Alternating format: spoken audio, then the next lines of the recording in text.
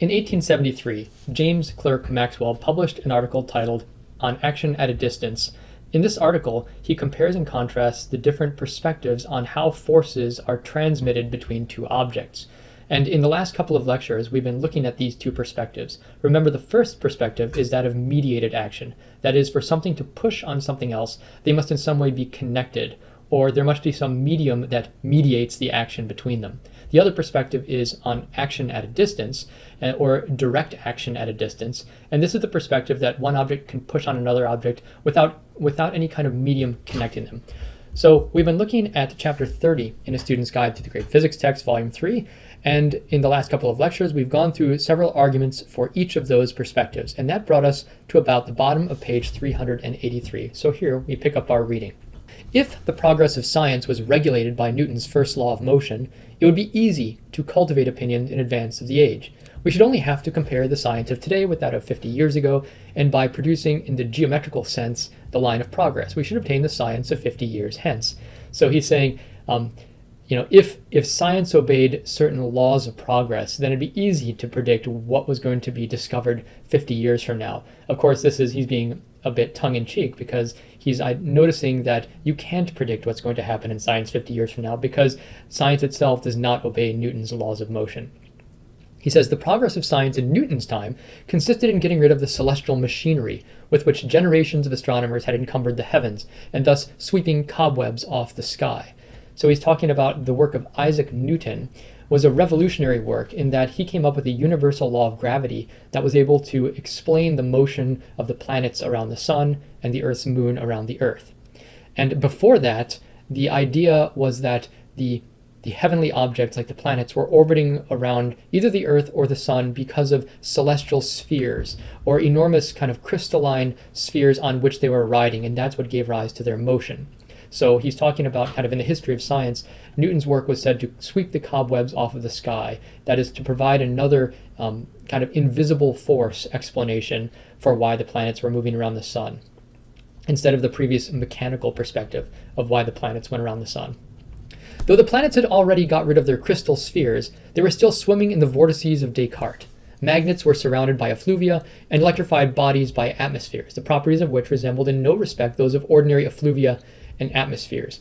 So here what's Maxwell doing? He's talking about some of the alternative theories to Newton's theory of gravity that were contemporary with Newton. So Descartes had the idea that the planets were going around the sun not because they were encased in these crystalline rotating spheres, but rather there was some fluid that filled all of space, and this fluid was spinning around in kind of a whirlpool around the sun, and the planets were going around the sun kind of like a rubber duck would be going around your bathroom drain as the tub is draining because they're being swept along by the rotating fluid. That's Descartes' idea, this vortices swirling around the sun that were carrying the planets around. So he's saying this idea was popular around the time of Newton.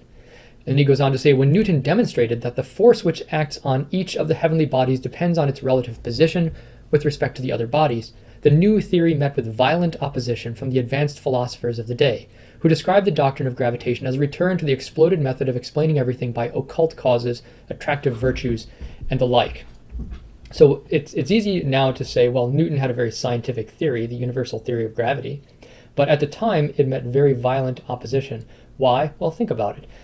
Newton was claiming that the sun is pulling on the Earth, and nothing was connecting them. No strings, no ropes, no nothing. And that's about as close to magic as you could probably imagine.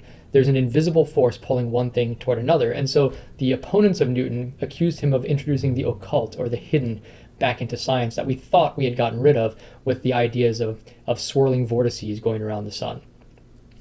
Newton himself, with that wise moderation which is characteristic of all his speculations, answered that he made no pretense of explaining the mechanism by which the heavenly bodies act on each other. To determine the mode in which their mutual action depends on the relative position was a great step in science, and this step Newton asserted that he had made. To explain the process by which this action is effected was a quite distinct step, and this step Newton, in his Principia, does not attempt to make. So in other words, Newton's law of gravity was able to explain, or rather was able to describe the force of attraction between the sun and the Earth, or between the Earth and the Moon, using a mathematical equation, but it didn't really explain why this force was acting. It didn't give a mechanism And so it was a mathematical description, but not a causal explanation, you might say. But so far was Newton from asserting that bodies really do act on one another at a distance, independently of anything between them, that in a letter to Bentley, which has been quoted by Faraday in this place, he says, and now Maxwell is going to read a letter that Newton wrote to Bentley, where he's claiming that he doesn't know why the sun is pulling on the earth. He knows how it is, using the universal law of gravitation in its mathematical form. And although he doesn't know why, he's pretty sure that there is some kind of mediated action. There is some kind of connection between the earth and the sun, even if he doesn't know what it is yet. Newton says, "It is inconceivable that inanimate brute matter should, without the mediation of something else which is not material, operate upon and affect other matter without mutual contact, as it must do if gravitation, in the sense of Epicurus, be essential and inherent in it. That gravity should be innate, inherent, and essential to matter, so that one body can act upon another at a distance through a vacuum without the mediation of anything else, by and through which their action and force may be conveyed from one to another, is to me so great an absurdity that I believe no man who has in philosophical matters a competent faculty of thinking can ever fall into it." So he's not mincing words there. He's saying here that even though he doesn't know what the medium is that communicates the gravitational force, he thinks there has to be one, and that's kind of the basis of philosophy, and if you don't believe that, you're not really a competent philosopher. Accordingly, Maxwell goes on to say, we find in his optical queries, Newton's optical queries, you've read some of his optics this past semester, in his optical queries and in his letter to Boyle, that Newton had very early made the attempt to account for gravitation by the means of a pressure of a medium, and that the reason he did not publish these investigations proceeded from hence only that he found he was not able, from experiment and observation, to give a satisfactory account of this medium and the manner of its operation in producing the chief phenomena of nature. So Newton tried to come up with a material explanation using some medium, but he wasn't satisfied with his explanation, so he didn't push it. Maxwell goes on to say, the doctrine of direct action at a distance cannot claim for its author the discovery of universal gravitation. It was first asserted by Roger Coates in his preface to the Principia, which he edited during Newton's lifetime. So what Maxwell is going to explain now is how although Newton was not an advocate of action at a distance, Newton believed in mediated action, those who published Newton's works and advocated for Newton's Principia took the opposite perspective as Newton himself. Roger Coates, notably, is going to push the idea that gravity is an example of an action at a distance. He says, Roger Coates, in his preface to the Principia, which he edited during Newton's lifetime, according to Coates, it is by experience that we learn that all bodies gravitate. We do not learn in any other way that they are extended, movable, or solid. Gravitation, therefore, has as much right to be considered an essential property of matter as extension, mobility, or impenetrability. So, in other words, Coates is arguing that it is by observation that we learn objects have size. It is by observation that we learn that objects are solid. It is by observation we learn that objects are able to move, and it is by observation that we learn objects have gravity. And all of these things are, according to Coates, essential or inherent in matter. And when the Newtonian philosophy gained ground in Europe, it was the opinion of Coates rather than that of Newton that became most prevalent, till at last Bosekov propounded his theory that matter is a congerie of mathematical points, each endowed with the power of attracting or repelling the others according to fixed laws. In his world, that is in Bosekovic's opinion, in his world matter is unextended and contact is impossible. He did not forget, however, to endow his mathematical points with inertia or mass.